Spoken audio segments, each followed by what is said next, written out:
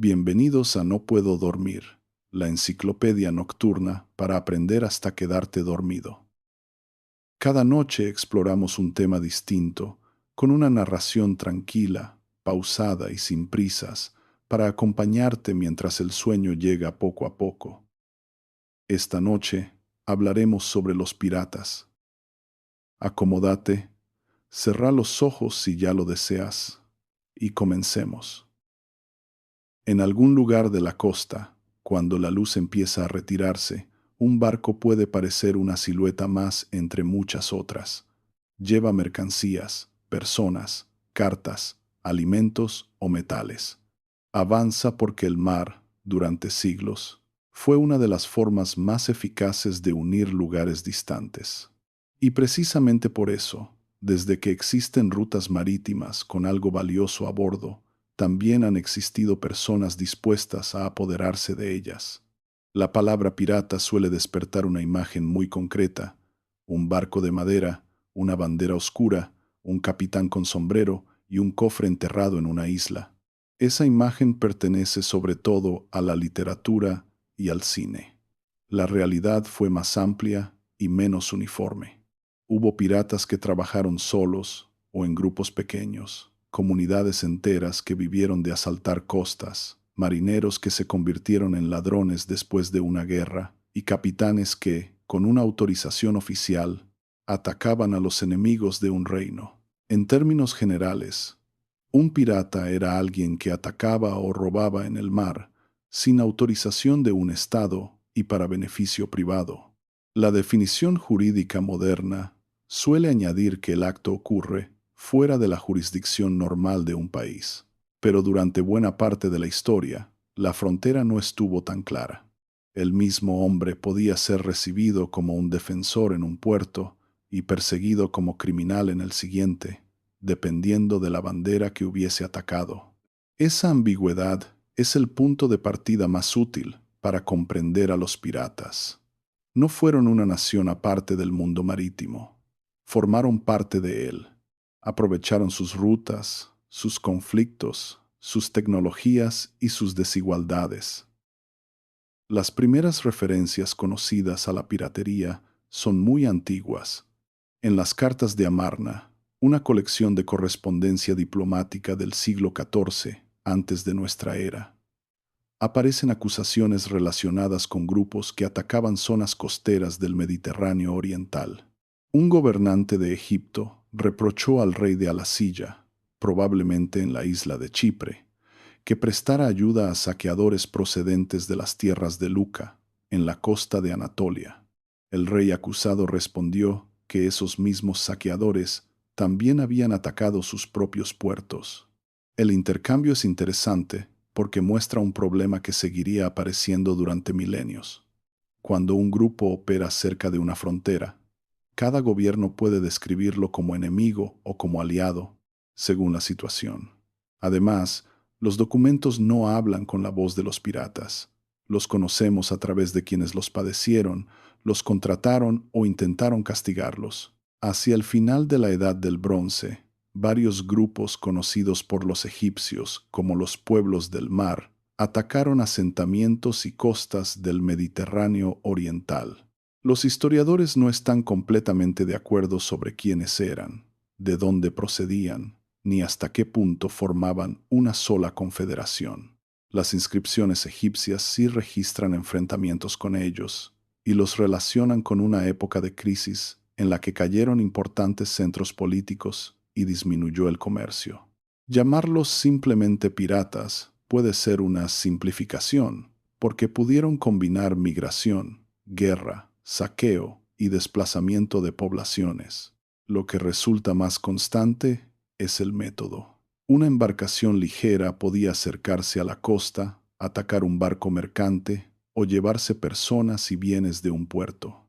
Las ensenadas y los archipiélagos ofrecían refugios difíciles de vigilar. En el Mediterráneo, donde las costas están llenas de islas, penínsulas y estrechos, la geografía favorecía a quien conocía bien el lugar. El comercio de esclavos fue una de las fuerzas que alimentaron la piratería antigua. Personas capturadas en una costa podían venderse en otro puerto. Fenicios, griegos, etruscos, ilirios y otros pueblos participaron en redes de comercio y en distintos momentos también en capturas y asaltos. No conviene imaginar una oposición simple entre comerciantes honestos y piratas completamente separados. En muchas sociedades antiguas, la guerra, el comercio, la captura de personas y el saqueo podían formar parte de la misma economía. En la costa de Cilicia, al sur de la actual Turquía, la combinación de montañas, calas y rutas comerciales creó condiciones favorables para comunidades de piratas. Sus embarcaciones eran pequeñas y ágiles. No necesitaban dominar todo el Mediterráneo. Bastaba con localizar una ruta, esperar el momento apropiado y retirarse hacia un puerto o una ensenada antes de que llegara una fuerza mayor. Roma toleró durante mucho tiempo distintos tipos de violencia marítima, mientras no afectaran demasiado a sus intereses. Pero en el siglo I antes de nuestra era la piratería se volvió un problema directo para el abastecimiento de la capital. Los piratas de Cilicia capturaban barcos y personas, interrumpían las rutas y en ocasiones cooperaban con enemigos de Roma. En el año 67 antes de nuestra era, el Senado concedió a Pompeyo poderes extraordinarios para combatirlos. Pompeyo dividió el Mediterráneo en zonas y coordinó numerosas fuerzas navales. La campaña terminó con la derrota de los piratas cerca de Coracesio, en la costa de Cilicia. Según las fuentes antiguas, Pompeyo no ejecutó a todos los vencidos. A algunos los trasladó al interior y les ofreció asentarse como agricultores. La operación redujo la amenaza, pero no hizo desaparecer la piratería. Tampoco eliminó la demanda de esclavos que había ayudado a sostenerla. El episodio romano deja una lección que se repetiría después. Perseguir barcos puede ser insuficiente si permanecen intactos los mercados, los puertos y las circunstancias económicas que hacen rentable el asalto. En la Edad Media, la palabra pirata podía aplicarse a grupos muy distintos. Los vikingos atacaron costas y monasterios del norte de Europa, aunque también fueron comerciantes, colonos y gobernantes. En el Mediterráneo, navegantes cristianos y musulmanes realizaron incursiones y capturas. En el sudeste asiático, grupos que las fuentes chinas y japonesas describieron como wako combinaron comercio, contrabando y ataques. En el Océano Índico, las rutas entre África, Arabia, India y el sudeste asiático también estuvieron expuestas a asaltos. No existía un único mundo pirata con una misma bandera. Había grupos ligados a un puerto, a una familia, a una comunidad o a un poder político. La navegación dependía de vientos, corrientes y estaciones. Así que la información tenía un valor enorme. Saber cuándo pasaba una flota, dónde encontrar agua dulce o qué bahía ofrecía refugio, podía ser tan importante como disponer de armas. Los barcos mercantes no eran indefensos por definición.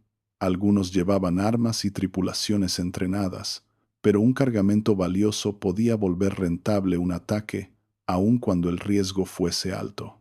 La piratería era una forma de cálculo. El atacante comparaba el posible botín con la fuerza del objetivo, el estado del mar y la probabilidad de ser perseguido. La distinción entre un pirata y un corsario se hizo especialmente importante en la época de los imperios europeos. Un corsario era un propietario o capitán privado que recibía de un gobierno una patente, a menudo llamada carta de marca, para atacar barcos de una potencia enemiga. Podía quedarse con una parte del botín, mientras el Estado obtenía una forma relativamente barata de perjudicar el comercio rival. En tiempos de guerra, la actividad podía considerarse legal. En tiempos de paz, el mismo ataque podía convertirse en un delito. Y cuando una guerra terminaba, muchos corsarios se encontraban con un barco armado, una tripulación experimentada y ninguna fuente de ingresos comparable. Algunos regresaban a la vida civil, otros continuaban capturando barcos sin permiso. Así, la guerra podía producir piratas al dejar sin empleo a quienes habían aprendido a vivir del saqueo autorizado. Durante los conflictos entre Inglaterra y España, los galeones que transportaban riquezas desde América se convirtieron en objetivos. Capitanes como Francis Drake fueron celebrados en Inglaterra y condenados como piratas por España. El juicio no dependía solamente de lo que habían hecho, sino de quién contaba la historia y qué bandera protegía sus acciones. La llamada Edad de Oro de la piratería no fue una época única y perfectamente delimitada. Para muchos historiadores, el periodo principal se sitúa entre las décadas de 1680 y 1720. Su centro estuvo en el Caribe y en la costa oriental de Norteamérica, aunque también hubo actividad frente a África Occidental y en el Océano Índico. El nombre Edad de Oro es posterior y puede resultar engañoso. Fue una época lucrativa para algunos piratas, pero muy peligrosa para la mayoría de los marineros y para las personas capturadas. La expansión colonial había creado rutas regulares y cargamentos importantes. Puertos como Port Royal en Jamaica reunían comerciantes, marineros, funcionarios, tabernas y compradores de mercancías. Una ciudad portuaria podía beneficiarse de los piratas mientras fingía perseguirlos.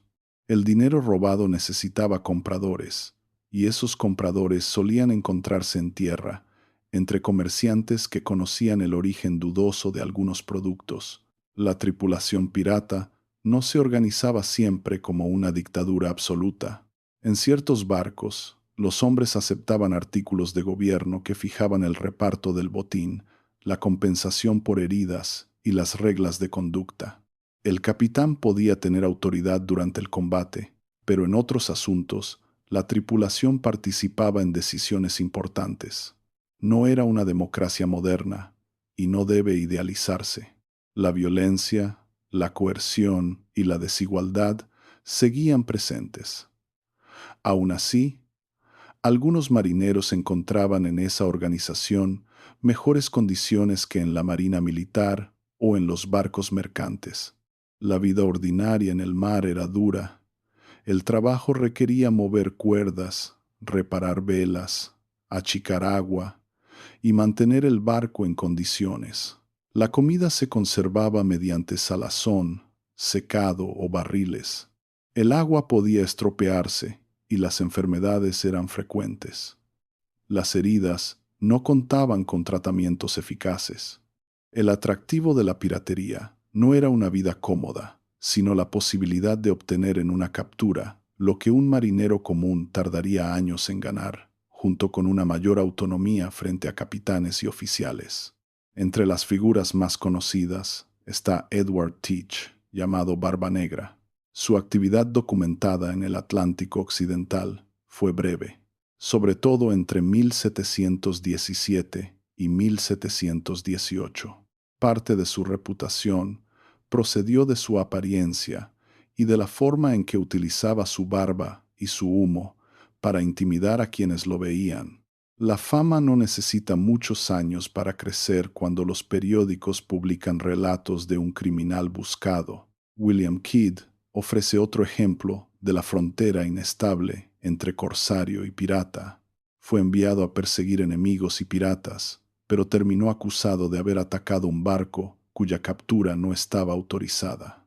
Su caso se convirtió en un juicio muy conocido y contribuyó a asociarlo con tesoros ocultos. Sin embargo, la búsqueda del cofre enterrado pertenece más a la tradición literaria posterior que a la vida habitual de los piratas. El botín se repartía, se vendía o se gastaba en puertos. Enterrarlo era arriesgado, podía perderse, y un barco necesitaba suministros mucho más que una colección de monedas bajo la arena. Henry Morgan también muestra la dificultad de clasificar a estas figuras. Dirigió ataques como corsario inglés contra intereses españoles en el Caribe y fue reconocido por las autoridades inglesas. Más tarde recibió un cargo oficial en Jamaica. Para los adversarios, había sido un pirata. Para Inglaterra, un instrumento de guerra que podía ser recompensado.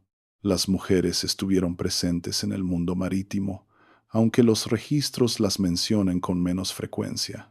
Anne Bonny y Mary Read navegaron junto a la tripulación de John Rackham en el Caribe. Las fuentes sobre sus vidas son limitadas, y algunas historias fueron adornadas por publicaciones posteriores.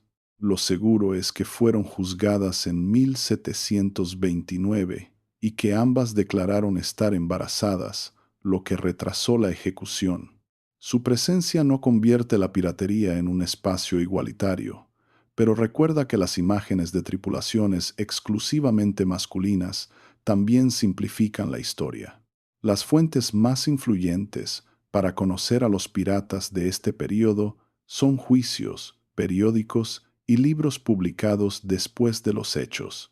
Uno de los más famosos, una colección aparecida en 1724 bajo el nombre de Capitán Charles Johnson, reunió relatos de piratas y ayudó a fijar sus apodos y sus rasgos.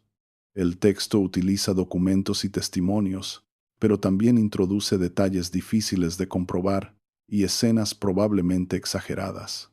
Muchas imágenes que hoy parecen históricas nacieron en ese proceso de convertir delitos marítimos en relatos vendibles. Las banderas también forman parte de esa transformación. La bandera negra con una calavera y huesos cruzados se conoce como Jolly Roger, pero no fue un emblema único utilizado por todos los piratas. Las tripulaciones empleaban diseños distintos y podían cambiar de bandera durante una persecución. Una insignia intimidatoria tenía una función práctica: convencer a la tripulación de un barco mercante de rendirse antes de que comenzara un combate costoso. La idea de que los piratas hacían caminar a sus prisioneros sobre una tabla aparece con mucha frecuencia en novelas, ilustraciones y películas. La documentación histórica no muestra que fuera una práctica habitual. Algo parecido ocurre con los mapas que marcan una X sobre un tesoro. Los piratas sí capturaban cargamentos, pero los tesoros enterrados y los castigos teatrales pertenecen en gran medida a la imaginación popular. Tampoco hablaban todos con el mismo acento, ni utilizaban una lengua común. Las tripulaciones podían reunir marineros de distintos países europeos, africanos y americanos. El vocabulario náutico compartido ayudaba a trabajar a bordo, pero no existía una cultura uniforme. El barco era una comunidad temporal, creada por las circunstancias y unida por intereses que podían desaparecer si no había botín o si aumentaba el peligro. El final de la Edad de Oro se debió a varios cambios combinados. Los gobiernos comenzaron a patrullar con más regularidad, reforzaron los tribunales y ofrecieron amnistías a algunos piratas que abandonaran la actividad. Las bases portuarias fueron vigiladas con mayor atención. También aumentó el coste de operar, cuando las rutas estaban más controladas y los capitanes mercantes iban mejor armados. Cada captura exigía más riesgo. En la década de 1720, numerosos piratas fueron capturados o ejecutados, mientras otros buscaron zonas menos vigiladas. La violencia de la represión fue pública. En Londres, Execution Dock se utilizó durante siglos para ejecutar a personas condenadas por delitos marítimos. Los cuerpos podían quedar expuestos como advertencia. El objetivo no era solo castigar al condenado, sino comunicar a marineros y comerciantes que el Estado reclamaba el control del mar.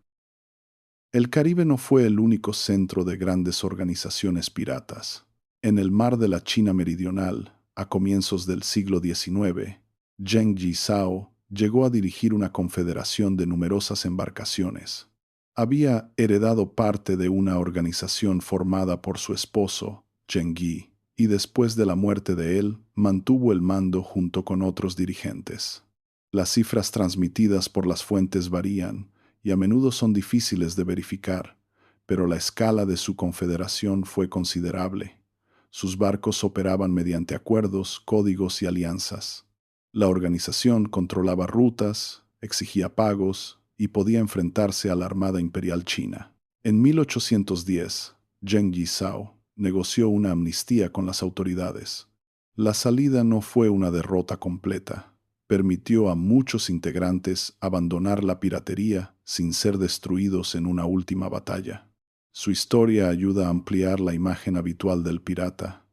No se trata solamente de un capitán solitario persiguiendo barcos desde una isla. Una organización marítima podía reunir miles de personas, administrar puertos, establecer reglas y negociar con un gobierno. El poder de un grupo pirata dependía tanto de su capacidad de combate como de sus relaciones con comunidades costeras y comerciantes. En el Mediterráneo de los siglos XVI al XVIII, las ciudades del norte de África relacionadas con los llamados piratas berberiscos mantuvieron una actividad marítima intensa.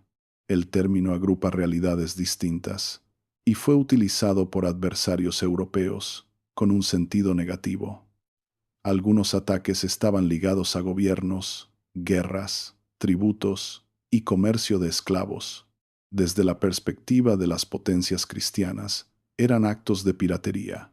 Desde la de ciertos gobernantes del norte de África, podían formar parte de una política naval y de conflicto con potencias europeas.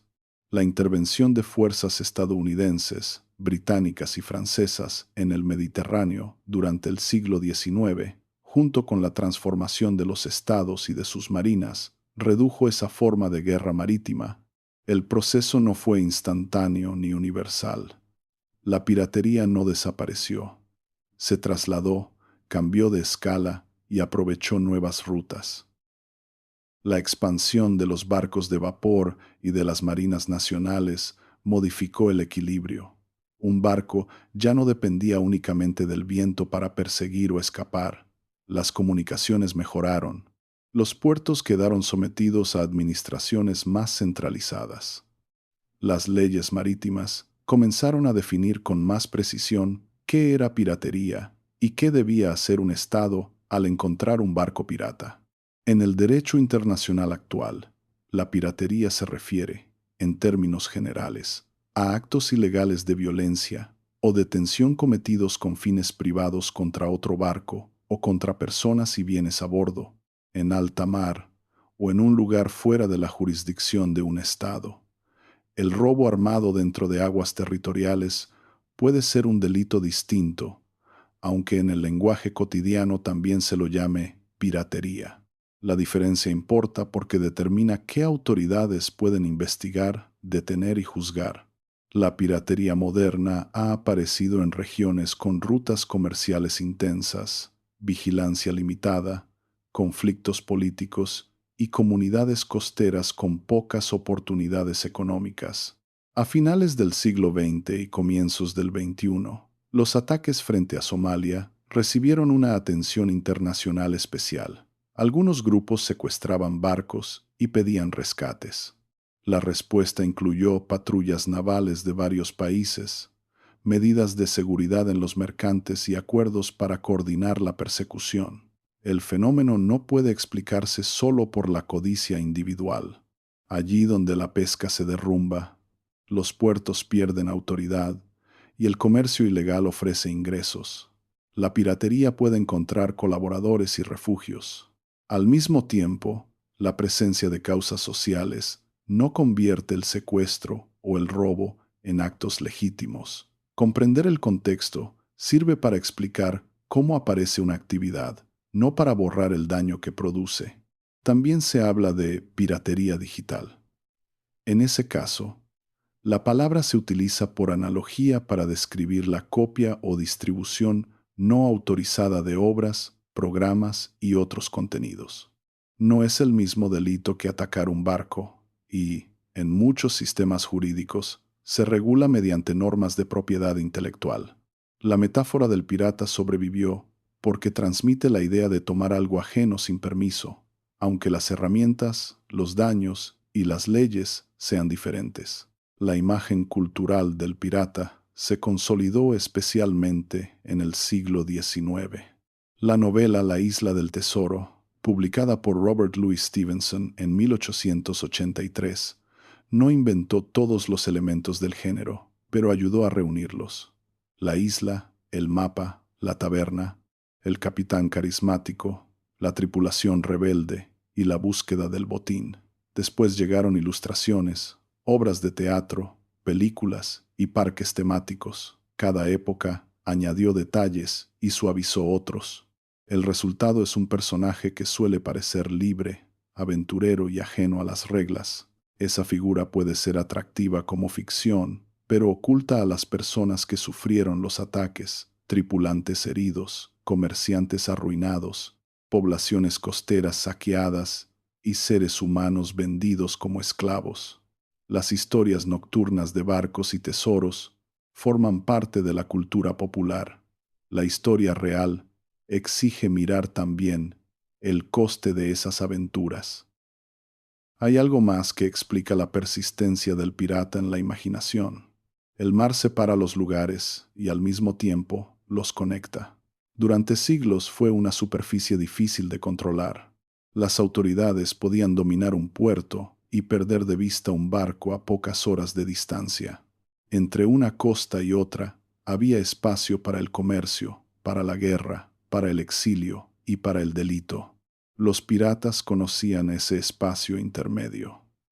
Se movían por rutas que otros habían trazado y dependían de bienes que otros habían producido. Necesitaban agua, alimentos, reparaciones, información y compradores. Por eso nunca estuvieron completamente fuera de la sociedad. Su actividad se apoyaba en redes terrestres, en gobiernos que los utilizaban y en mercados que transformaban la carga robada en dinero. Cuando observamos un barco mercante contemporáneo, con sus contenedores ordenados y sus sistemas de navegación, sigue siendo posible reconocer la misma estructura básica. Una ruta comercial concentra valor. Un grupo que pueda acercarse sin ser detectado puede intentar aprovecharlo. La tecnología cambia la velocidad y las herramientas, pero no elimina las condiciones económicas y políticas que hacen posible la piratería. La historia de los piratas no es, entonces, una historia de hombres extravagantes aislados en el océano. Es una historia de fronteras cambiantes. Incluye a los estados que autorizaron ataques, a los comerciantes que compraron mercancías, a los marineros que buscaron una salida a la pobreza, a las comunidades que ofrecieron refugio y a las personas que fueron convertidas en parte del botín. También es una historia de nombres que se volvieron más grandes que sus vidas. Barba Negra, Anne Bonny, Mary Read, William Kidd, Henry Morgan y Zheng Zhao aparecen en los relatos como figuras individuales, pero cada uno dependió de tripulaciones, puertos, rivales, autoridades y circunstancias. El capitán visible era solo una pieza de una red mucho mayor. La reputación podía ser una herramienta. Una bandera, un apodo o una descripción publicada en un periódico podían ahorrar un combate si el miedo hacía rendirse a la otra tripulación. Después, el mismo recurso pasaba a la literatura y convertía una táctica en un rasgo de personalidad. Con el tiempo, una barba, una cicatriz o una frase atribuida a un capitán podían sobrevivir aunque la documentación original fuera escasa. Al terminar, queda una imagen más sobria que la del cofre enterrado. Es la de una ruta marítima observada desde lejos. Un barco avanza con su carga, siguiendo una corriente conocida. Cerca de la costa, alguien calcula la distancia, la velocidad y el riesgo. En tierra, un comerciante decide cuánto vale aquello que quizá llegue al puerto. Entre todos ellos se forma la historia del mar: trabajo, intercambio, autoridad y también violencia.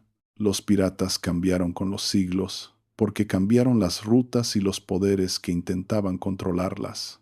Fueron antiguos saqueadores, corsarios de guerra, tripulaciones organizadas, personajes de novela y delincuentes modernos. Una sola palabra reúne realidades muy diferentes, y distinguirlas es la mejor manera de acercarse a ellas. Ahora el barco puede quedar reducido a una luz distante. La carga sigue su camino y la costa vuelve a ser solo una línea oscura, sin banderas reconocibles. La historia permanece en los puertos, en los archivos y en las historias que todavía se cuentan sobre quienes intentaron vivir fuera de la ley del mar. Gracias por acompañarme esta noche.